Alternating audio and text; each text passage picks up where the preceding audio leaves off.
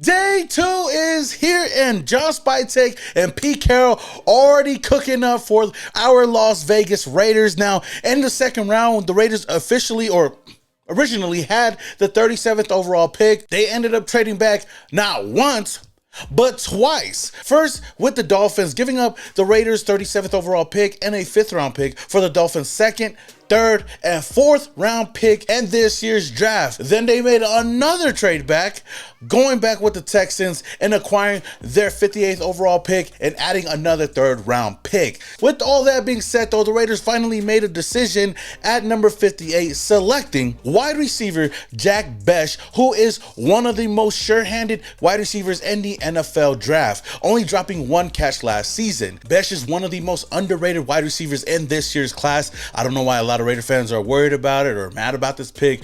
We addressed a position of need, and we got one of the top guys here in the second round, especially us trading down a couple of times just to add more picks in the 3rd round and still getting a surefire wide receiver here. I can't be mad at it at all. Last season, BECH totaled 62 receptions for 1,034 yards and 9 touchdowns. On top of that, he was the 2025 Senior Bowl MVP, scoring the walk-off touchdown for the 22-19 win in honor of his late brother Tiger, who was killed in a New Orleans terror attack. Now, BECH, on the other hand, is a big physical wide receiver, standing at 6'1", 214 pounds. Provides versatility, was a tight end turned wide receiver, but can play outside and inside. I can definitely see him playing in the slot for the Las Vegas Raiders. And, you pair him up with Jacoby Myers and Trey Tucker on this team right now, I think he fits well with this offense. He also is shifty in the open field and reminds me so much of that Puka Nacua, Eric Decker type of wide receiver that we can have on this team. Now, he does lack that long speed in the vertical game, but at the end of the day, I think this is a great pick for the Las Vegas Raiders. The Raiders go 2 for 2 and immediate impact players, and I feel like he's going to be one of those guys that is going to be with the team for years to come and help this offense out alongside of Brock Bowers and even Ashton Jeanty in the 1st round. And to add on to that, just seeing what he's been able to do after his brother's passing, just the fact that he's been able to just go out there and prove himself and go out there with a chip on his shoulder to play for not just him and his family, but also his brother as well. And he's a guy that can get down and dirty as well. He has that toughness, and even with the interview that he had today with the Raiders, he ain't afraid to go out there and crack a safety. Yeah, whenever I get on that field, especially now after the passing of my brother, all my emotions I let out on the field. I'm not scared to go put my nose in there, go crack a safety, go crack a linebacker. I love doing those things. I love coming across the middle of the field, catching the rock, know I'm about to get hit. I think that's where my dog mentality comes into play.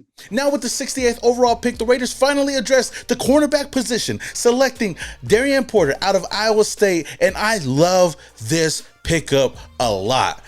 Ironically enough, I actually mocked him to the Raider in one of my recent mock drafts at the selection with the 68th overall pick in the 3rd round. And the fact that the Raiders were able to get their guy right here, I'm just loving it so far. I love what this team has been doing. I love what Pete Carroll has been doing, and Porter is the prototypical Pete Carroll cornerback. I mean, he's a guy that provides a lot of versatility. He was a wide receiver turned cornerback, and in his 1 year playing cornerback, he went out there and became one of the top cornerbacks, I say, this year. And pairing him up with Pete Carroll and bringing him over here to Las Vegas can only do wonders for him in his career, and reminds me so much of Richard Sherman. And I know a lot of people are going to talk about that, and a lot of people are going to bring that up because this is exactly what Pete Carroll did when he brought Richard Sherman out of Stanford to play with the Seahawks, and when he was starting to build his team around the Legion of Boom. These were the selections that he made, and I just love Darren Porter, not just for the fact that he reminds me of Richard Sherman, but he provides a lot of great traits that you can see out of a great cornerback.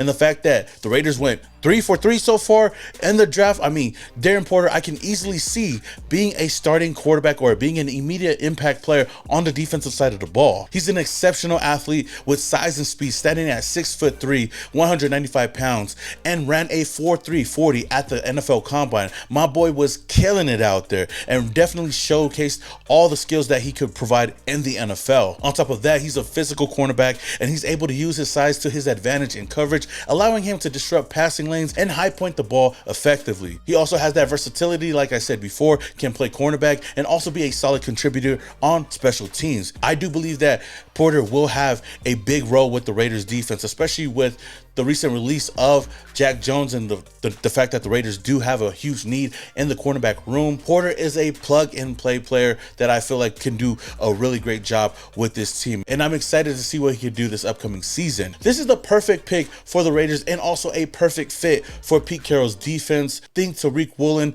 think Richard Sherman, think about those guys when you're looking at Darren Porter. And trust me, he's definitely going to be a fan favorite really soon. Love the pick so far. But moving on to the last two picks, going from Red Raider to the Las Vegas Raiders. Now the Raiders addressed the offensive line not once, but twice, going back-to-back picks. But first, Caleb Rodgers out of Texas Tech with the 98th overall pick. Now, Rodgers is an athletic, physical blocker who offers effective gap-controlling blocks in the run game. A highly experienced starter, Rodgers has played a lot of football and has proven himself a durable, steady player. He's not perfect, but offers some length limitations, and that should push him inside to guard in the NFL. However, Rodgers wins the drive and combination blocks to create running lanes inside and shows stickiness in his blocks to sustain angles.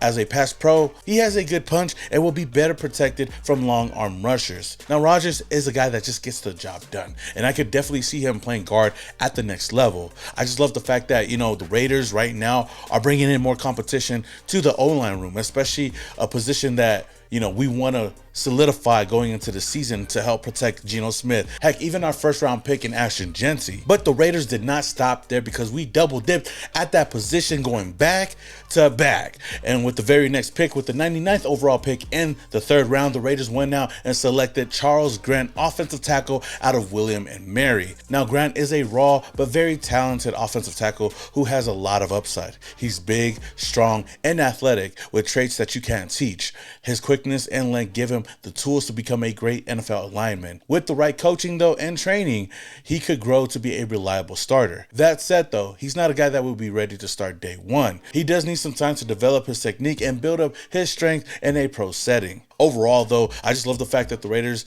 did address the offensive line. It was a big need for the Raiders, but we didn't have to spend a first round pick or a second round pick on it. They just said, with the extra picks that we do get, let's go and solidify the offensive line. Even though these guys might not start day one, it's good to bring in a lot of depth, especially in a room that is going to be really important for this team moving forward. And I see a lot of upside in both of these guys to come into the league and come into the Raiders locker room and at least provide some competition. And maybe, who knows, you never know, these guys could start for the team maybe this year, maybe next year, but when their time does come up, look for them to at least make the most of their opportunities. Now, I'm not gonna lie to you guys, I was really expecting the Raiders to go out and draft Shedeur Sanders here in the third round. I mean, it's surprising to me enough that he's fallen this far down in the NFL draft, and the fact that the Raiders has passed up on him multiple times to select other positions kind of surprises me, because Shedeur Sanders is still available.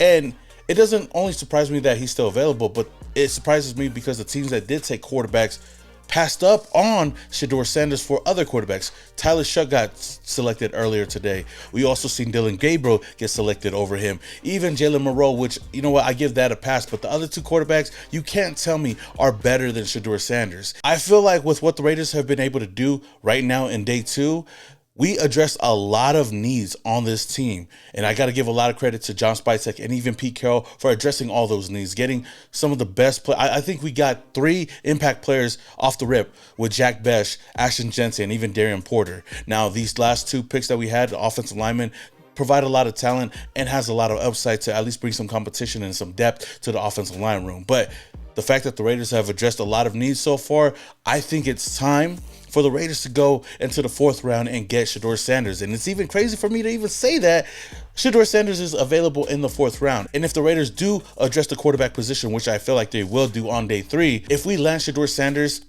in the 4th round, that's a huge steal, and I don't think anybody's seen that coming. And honestly, for me, I just hope that the Raiders get him even more now, because he's got a huge chip on his shoulder. To see him fall so far down the draft with no teams interested in him, I know whatever team he does go to, he's going to give him 110%, and I hope it's the Las Vegas Raiders, because we could use a quarterback that has that fire, just hopefully could spark something in him to at least make everybody pay for passing up on him. Let's not forget though, during the combine, he did kind of address all the hate that he's been getting and he expects to get from the NFL. You think I'm worried about what critics say or what people gotta say? You know who my dad is? They hated on him too. So it's like it's almost normal. Without people hating, it's not normal for us. So we like the adversity. We like everything that comes with the name. That's why we are who we are. With that said, Raider Nation, what do you guys think about the Raiders' day 2 picks?